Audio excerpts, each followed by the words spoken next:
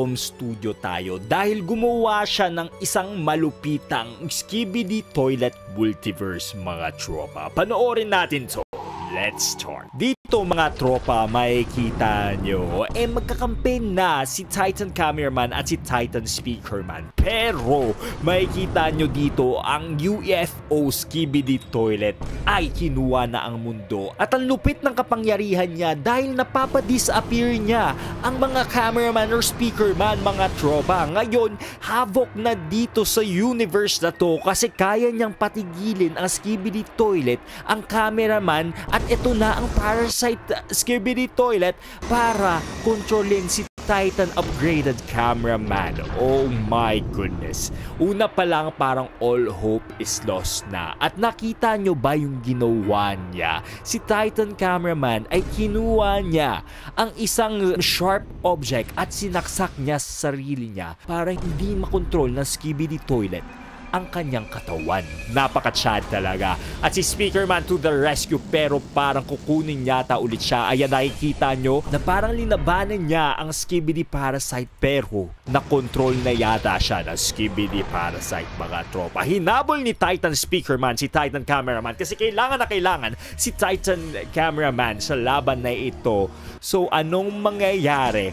Kasi iniwan tayo ng dalawang malakas. Kalaban naman na natin ang mga malalakas na Skibidi Toilet. Pero don't fear, Clockman is here mga tropa. Ang Clockman na to ay isa sa pinakamalupit na kalaro dito sa multiverse. Parang sila ang TV man pero mas malupit. Nag-hello sila sa'yo at papakita nila ang kalakasan mo. Kailangan mo ng relo para makita mo ang gagawin nila kasi may special abilities sila. In 3, 2, 1.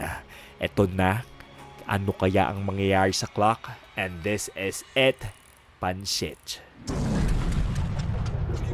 Kita nyo mga tropa, lahat nag-stop mga tropa.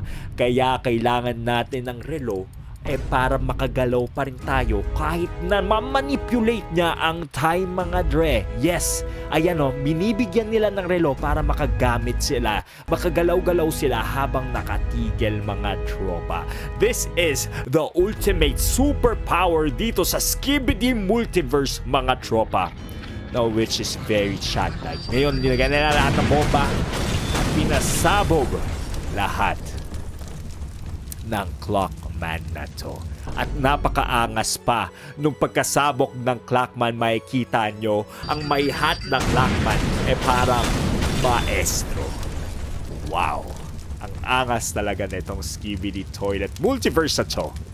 Very nice. Let's go to Skibidi Toilet Multiverse 2. Alright mga dre. So sinong makakatalo pa sa atin?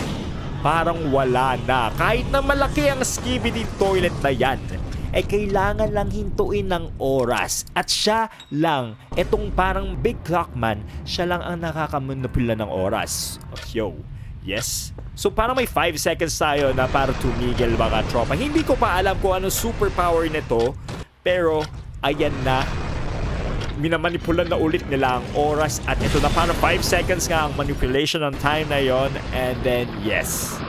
So siya ang isa sa pinakamalakas talaga mga tropa, si Big Clockman. Hindi pa natin nakikita ang kapangyarihan ng iba pero kailangan na natin bumanse kasi hindi niya na nagagamit ang kanyang kapangyarihan dahil parang twice per day lang ang pwede niyang gamitin sa kapangyarihan na yon.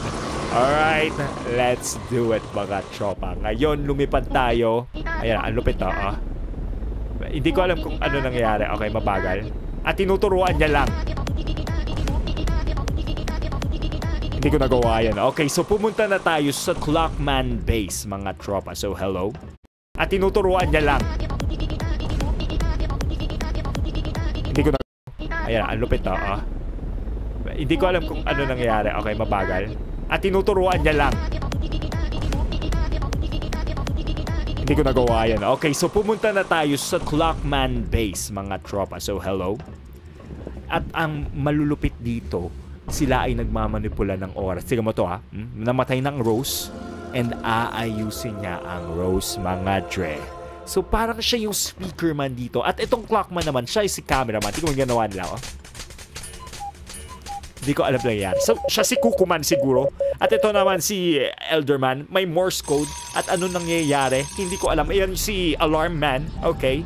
At ang dami nating kalaban na nakaabang sa base natin. Pero hindi sila makalabas. So siguro, parang na-frozen sila sa time mga Dre. So feeling ko ganun nangyayari. So let's go. Skibidi Multiverse. May nakita si cameraman. Ano kaya yun? Ano yan? Okay. Nagpa-flashback na naman. Or parang papakita yata ang isang malupitan na naman na malakas na Clockman mga tropa. At eto na yun. Si Titan Clockman. Ipapakita nila. Ayan o, ang lupit o. So siya ay nagpapatigil ng time in the designated targets mga tropa. So hindi siya AoE effect, isa siyang single effect mga tropa. Yan o, pag inano niya, mapipigilan niya ang oras na to. So siya ay pang boss battle talaga. So yan, di ba? Tatalunin mo ako. Paano mo matatalo ang nagmamanipula ng oras mga tropa? Jowa lang ang kaya nating manipuluhin, sabi niya. Ayan o, hindi na siya makagalaw kasi nag-bang-bang siya mga Dre. At tingnan mo, may ginagawa siyang parang Doctor Strange na superpower. And then yes, tingnan mo, ngayon, eto naman yun, namamanipula niya na yung oras, nakokontrol niya pa ang mga iba't ibang skibidi toilet mga tropa. Ayan o, nagmumble siya nung kung ano-ano, pero calling yon sa UFO man. Tapos tingnan mo ginawa niya sa UFO man, pinatay niya ang teammates niya isa-isa. Kasi hindi niya na kinokontrol ang katawan niya, kinokontrol na ni Titan Clockman ang katawan ng yun. Oh my goodness, ayan na, si Scientist Skibidi Man. Na hindi ko alam kung paano nila matatalo ang Clockman na to, na feeling ko panalo na talaga sila sa mundong ito. Kung sa Skibidi Toilet ay maganto lang talaga, wala na tayong kakatakutan pa. Next! Okay? So feeling ko si cameraman yon. Yeah, ayan, nagsustrolling na si Big Clockman at si Big Speakerman. Kasi wala na talagang makakatalo. Kita mo yan? Papakita niya sana ang kanyang stop mechanism pero hindi nangyayari. Parang nagmamalfunction siya kasi ang number one enemy ng Titan Clockman ay mga magnets mga tropa. At nakikita niyo yung itsura nila.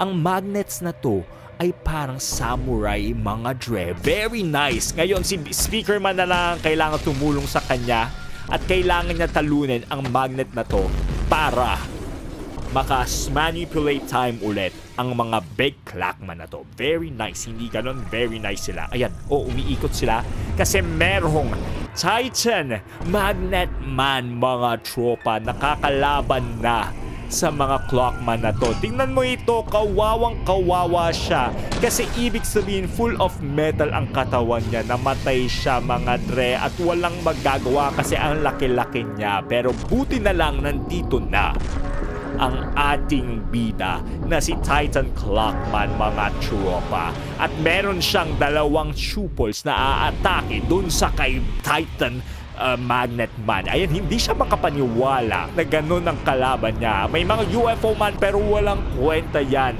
sa ating Strider Man at ang upgraded na Rocket Man mga Dre. Oh my gosh, that's nice. Next! Eto na ang huli na Skibidi Toilet Multiverse Clockman Edition mga tropa.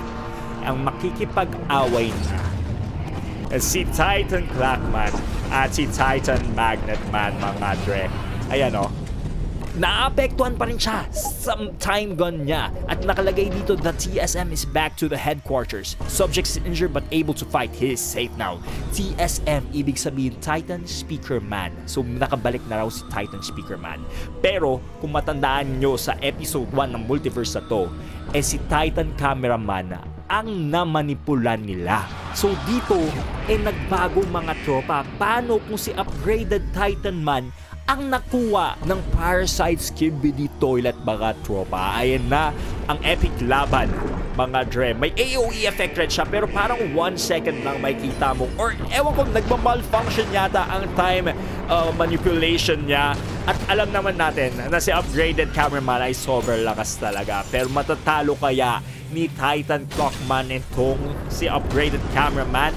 Kailangan niya lang tanggalin ang Parasite mga tropa. Pero alam ko hindi niya yata nahanap at ngayon kinukuha niya na deep. And then ayan na yata si Parasite Man. Pero yung problema, parang napatay niya yata si upgraded cameraman. Nakita niyo yun? Ang haba mga tropa.